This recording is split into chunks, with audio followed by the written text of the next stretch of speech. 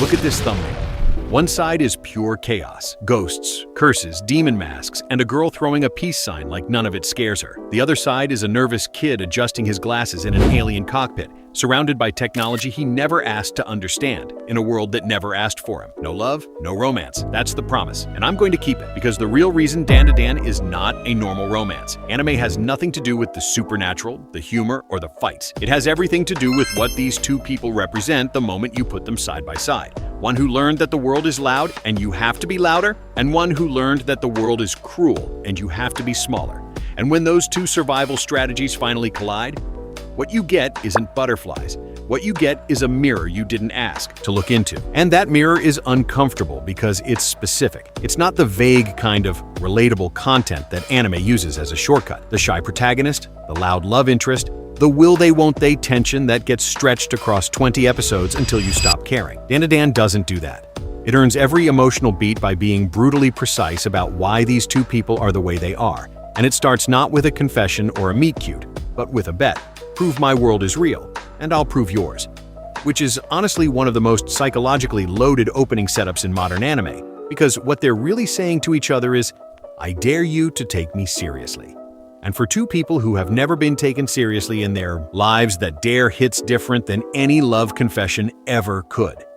Momo has spent her entire existence being the girl who sees things nobody else sees, not metaphorically, literally.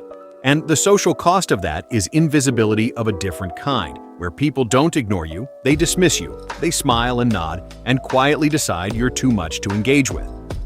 Honestly, so she learned to perform certainty even when she's terrified, because certainty at least commands a room even if it doesn't invite anyone in.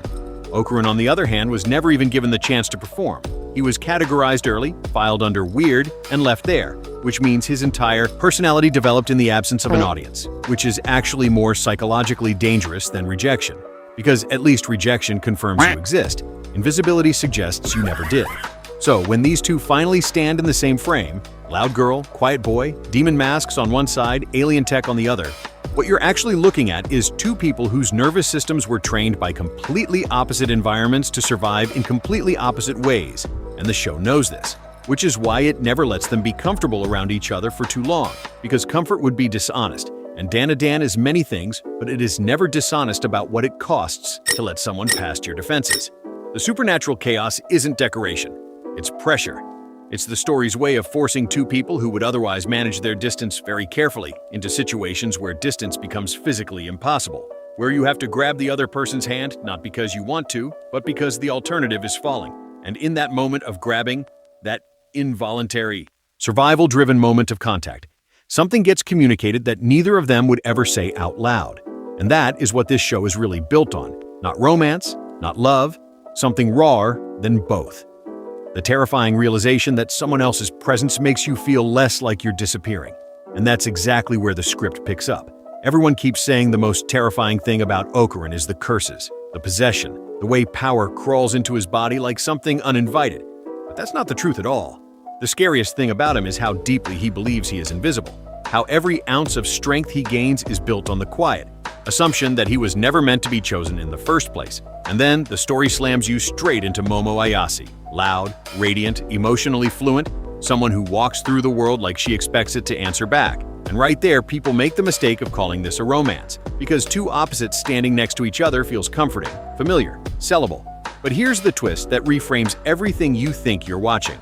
DanDaDan is not a love story at all. It's a psychological survival story about what happens when two incomplete self-images collide in a world that constantly confirms their worst fears about themselves. Because Okarun isn't shy in a cute anime way, he is clinically avoidant. He's a walking case study of rejection sensitivity, a person whose nervous system learned early that being seen equals being hurt, so he shrinks before the world can do it for him. And Momo isn't just confident or energetic. She's someone who learned that if she doesn't take up space, she will be overwritten. So she fills every silence with presence, every uncertainty with motion. And when these two meet, it doesn't create romance. It creates friction, the kind of friction you feel inside yourself when one part of you wants to hide and another part is exhausted from hiding. And that's why this show hits harder than people expect. Because it's not asking, will they end up together? It's asking something far more uncomfortable. Which version of yourself are you protecting? And which one are you starving? Okarun's power awakening isn't framed like destiny, it's framed like compensation, like the psyche saying if you won't believe you're worth being here, I'll give you something so overwhelming that you have no choice but to exist. And that's a real psychological pattern. People who feel fundamentally unchosen often chase intensity, chaos, extremes, not because they want excitement, but because neutrality feels like erasure. And Momo clocks this immediately even if she can't articulate it, because she recognizes the posture, the way he apologizes with his body before his mouth ever opens, the way he flinches at connection, even while craving it. And here's where the show gets painfully modern. Because Momo doesn't save him, she doesn't fix him, she doesn't become his emotional caretaker fantasy. Instead, she challenges his internal narrative by existing loudly next to him, by refusing to dim herself so he can feel safe. And that's why calling this romance misses the point. Romance implies mutual completion, but this is mutual confrontation. They are mirrors angled in opposite directions, forcing each other to see the parts they avoid.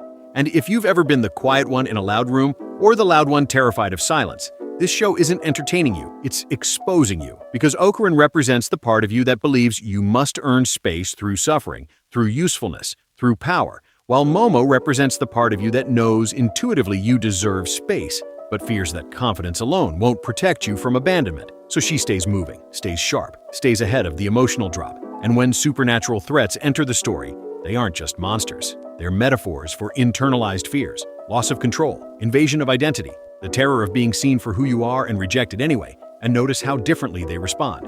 Okarun freezes, then explodes, dissociation followed by overcompensation. While Momo confronts then adapts, anxiety channeled into action. And that contrast isn't cute, it's diagnostic.